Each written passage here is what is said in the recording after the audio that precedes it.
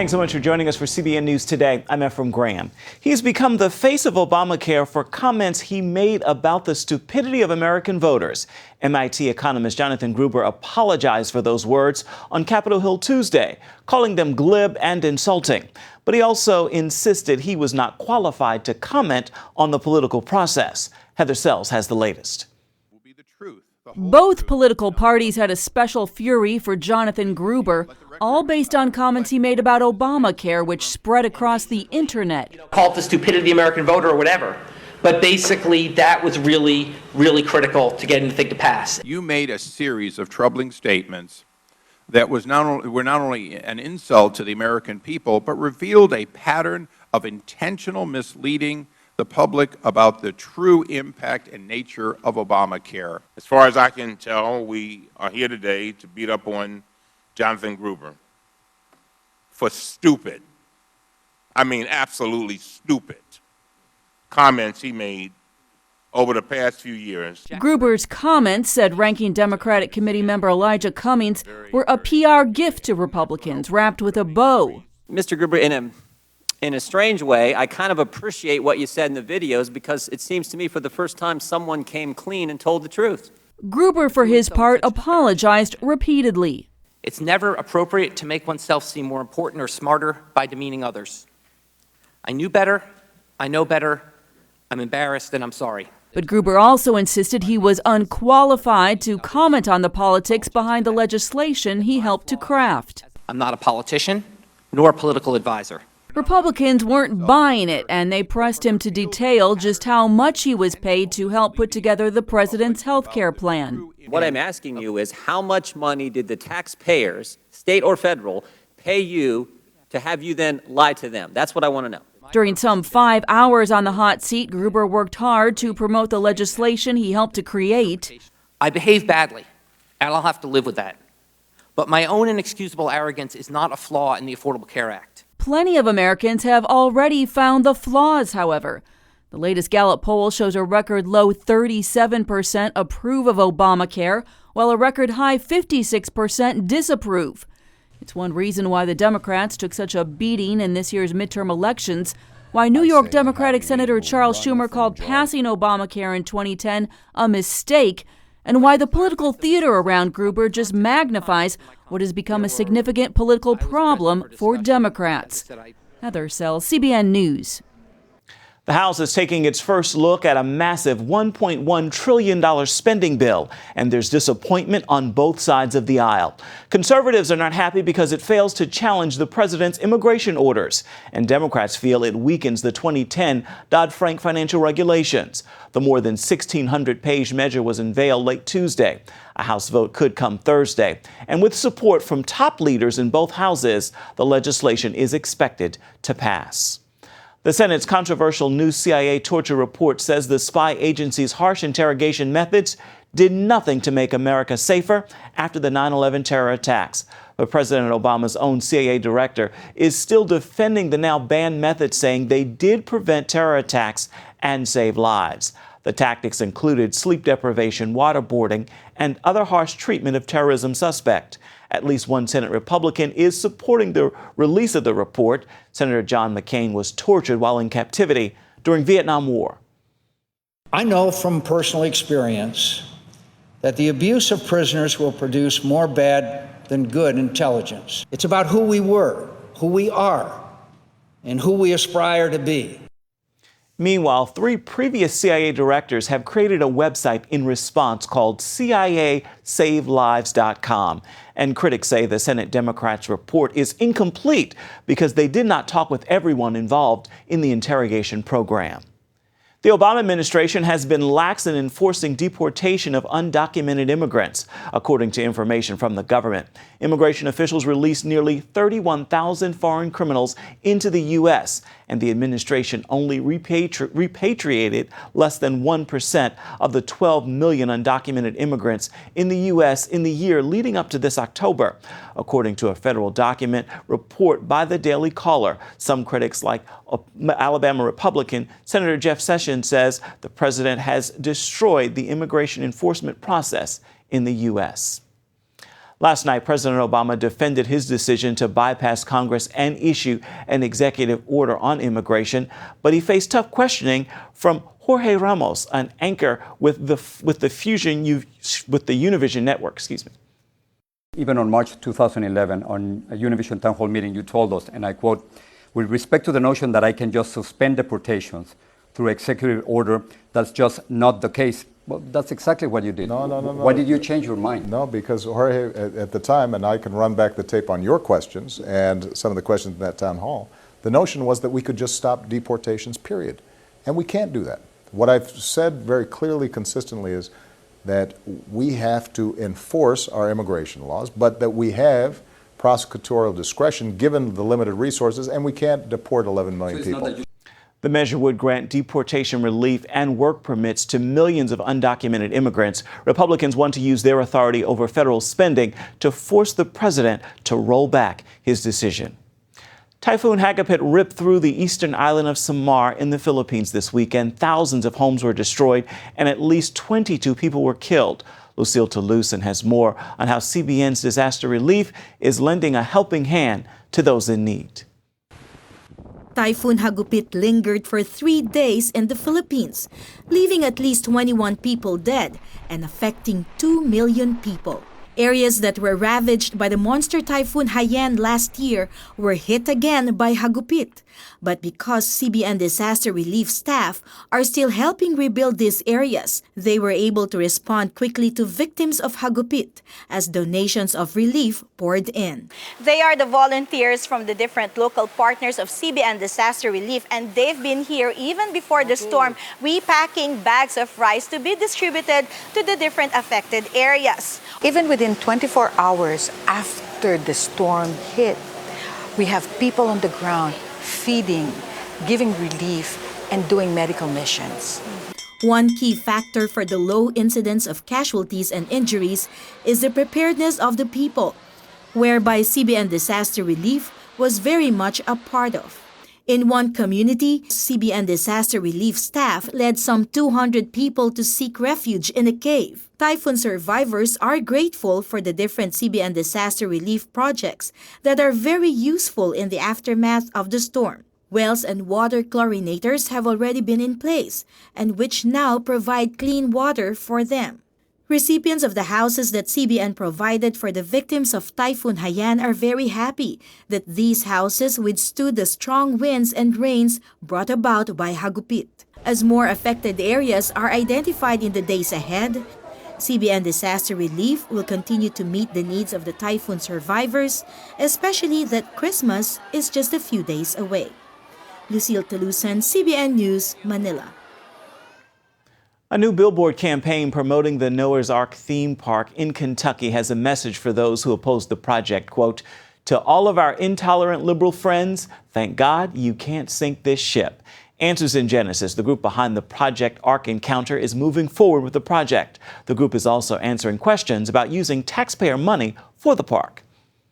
More than anything, we want to dispel some of the myths that people have about the Ark project, including the charge that taxpayer money is being used to build this Ark Encounter. No unwilling taxpayer is going to be involved in this tax incentive. The theme park could get a sales tax refund if it does well. The Ark Encounter is scheduled to open in August of 2016.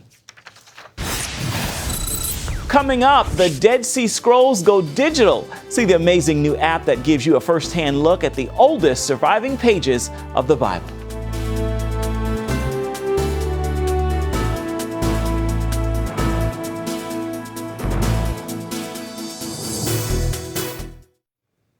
Russian scientists have found a huge asteroid nearly a quarter-mile in diameter. It is just the latest discovery of a space object that poses a threat to Earth someday, decades in the future. If the asteroid does hit the Earth, it could create an explosion 1,000 times greater than the meteor that hit Russia last year. That explosion caused damage miles away. Even though this latest asteroid discovery isn't an immediate threat, a Russian expert tells the Christian Science Monitor there is a bigger concern. There are about 100,000 potentially dangerous space objects near Earth, like asteroids and comets, but so far, only around 11,000 of them have been tracked and cataloged. So what do you get when you cross the Dead Sea Scrolls with today's digital age? An app in English that will help kids learn about the oldest written record of the Bible. Chris Mitchell brings us that story now from Jerusalem. They call it DigQuest, a new app that introduces kids to archaeology with unique games featuring Israel's ancient treasures. The app brings the Bible to life for young kids through archaeology and incorporates the Dead Sea Scrolls. This is the conservation lab at the Israel Antiquities Authority, and this is the original scroll 2,000 years ago from the book of Genesis. And it says in Genesis 1:1, "In the beginning, God created the heavens and the earth." And that's the first puzzle young users get to solve. The kids are actually making a puzzle, 2,000-year-old fragments, some from the Bible, some sectarian. They were found in the Qumran caves in the 40s. Ulrich Rosengarten of the Israel Antiquities Authority helped come up with the app. We try and make an introduction for kids, connecting them to the subject, since we feel it's one of the most important discoveries of the 20th century. It transforms iPhones or iPads into an archaeological tool, allowing players to get a feel of uncovering mysteries from the past. You could be interested in archaeology, you could be interested in the Bible, Christian, Jewish. Right now, 2 digs are based on real-life excavations, including the Dead Sea Scrolls found in Qumran. The scrolls were found fragmentary, and the scholars have been working for years in order to put them together and try and read what's on it. The app mimics real-life technology, such as spectral imaging, which brightens the script, making it easier to read. This process helped make the Dead Sea Scrolls available online. So after you complete the puzzle, you could scan it and read the content much better. Whoever downloads the app gets a collection box, and he could add every item he completes into his collection box. With the world speeding forward in the high-tech age, is archaeology still important? Rosengarten says yes. It's our history. It's our legacy. It's our, if we don't learn from what we had, how do we progress today? Chris Mitchell, CBN News, the Israel Museum, Jerusalem. Next, churches are supposed to be safe havens, but every now and then something bad happens. This pastor needed stitches after getting punched, and it reinforced the need to protect the pulpit. See what some groups are doing to keep you safe on Sunday.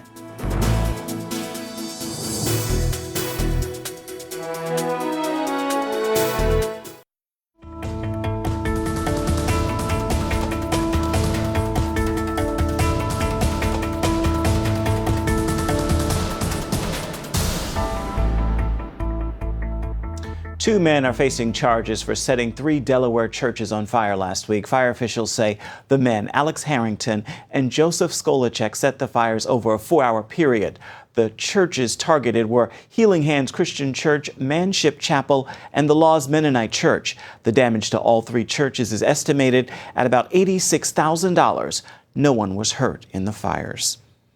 A church is meant to be a place to worship God and a sanctuary from the evil in the outside world. But today, churches in America are becoming targets for protest, predators, and violence, and even terrorists. Chuck Holton brings us this look at what churches can do to keep their members safe. Of the many churches in Memphis, Tennessee, the largest is Bellevue Baptist Church. Founded in 1903, it's since grown in membership to almost 30,000 people. Andy Willis has been given the monumental job of keeping this large congregation safe. So today, churches that speak the truth, that teach and preach true biblical principles, they draw a lot of attention because there are a lot of components of society today that don't want to hear that are absolutely against that. As a church security team, we have to be prepared for those kinds of situations to intervene and to protect the flock. More than 100 paid and volunteer security staff respond to events every week. Today, what we've got is we've got 2 undercovers. You can see the one there. working quietly behind the scenes to safeguard their members. Obviously, everybody has issues. Church is the place to bring your issues. In the security department, it's our job to have discernment to determine which of those issues are dangerous to others. And if we make that determination, what we do is we try to intervene in a meaningful way, point them at the right resources to help them. One of the resources that helps Bellevue prepare is church security consultant Tim Miller. It could be coming from here, right? Where else? A former Secret Service agent, Miller says the threat is rising worldwide. Violence against Christians is rampant around the world. It hasn't necessarily touched us at the level it has other places. But if we think we're immune from that, we're sadly mistaken. We will begin as a nation to experience that same level of violence, and actually that same methodology is coming to the United States. The question for us is, are we going to be prepared to address it? You're going into a place where broken people are going to be meeting every week, broken people like me. And we need to be mindful that that security that we're providing needs to be ministry-based, but it needs to be every bit as good. The church I went to as a kid only had about 200 people, and we knew everybody that came through those doors. But when you've got a church this size, this is almost like a civic center. And it's hard to imagine the challenges that would go with trying to keep this many people safe and keep an eye on everybody at the same time. A camera system that constantly monitors and records activities on campus is extremely important. They're not very expensive, and the thing that you get is you get the protection in a liability situation that you won't have if you don't have it. The fact of the matter is security is mostly what you do not see. So that's where for places that have large gatherings of people, it's really important that they have a professional security team that's helping them to plan and organize, because no organization has unlimited resources. Children's programs have to be especially vigilant. At Bellevue, a computerized system prints labels for each kid and even keeps track of food allergies and medications. A big part of church security is responding to routine medical emergencies. Bellevue's security team includes nurse and paramedic Shelley Trigg. We work very closely with the security department. This is staffed with a first aid person here and with immediate response. We are trained to take the trauma bag with us. We have everything here from aspirin to a gunshot wound kit. Heaven forbid that there should be a tragedy at your church, but if it does happen, one thing's for sure, that very soon thereafter there'll be satellite trucks and media standing out on your front lawn. Here's my advice. Don't keep them in the dark. They've got to do their job. Designate somebody to come out and give them the information you have. You don't have to give away names, you don't have to give away anything that you don't want to, but it is important that you have a plan for how to deal with the news. The biggest thing that makes me cringe whenever I speak to other churches about security is they will say, we don't have security. We're just praying that nothing happens. So when I hear that, I think it's like my son saying to me, hey, I've got a big test tomorrow, but God already knows the grade I'm going to get, so I'm just going to leave it up to Him. It's important for us to understand that while we are to trust God, God has a big part for us to play in His plan. At the end of the day, they need to marry faith with wisdom and action. It is time for Christians to become educated about what's going on in the world, to be prayerful, and then to be prepared. And those things will make a difference when it begins to occur. From Memphis, Tennessee, I'm Chuck Holton for CBN News. And while the focus there is a church in Memphis, a rather large church, churches of all sizes do indeed need security. Stay with us. We're coming right back. And finally this hour, just in time for Christmas, a new exhibition bringing together some of the world's most beautiful, diverse art, concentrating on Mary, the mother of Jesus. Paul Strand visited Washington's National Museum of Women in the Arts to bring us this look.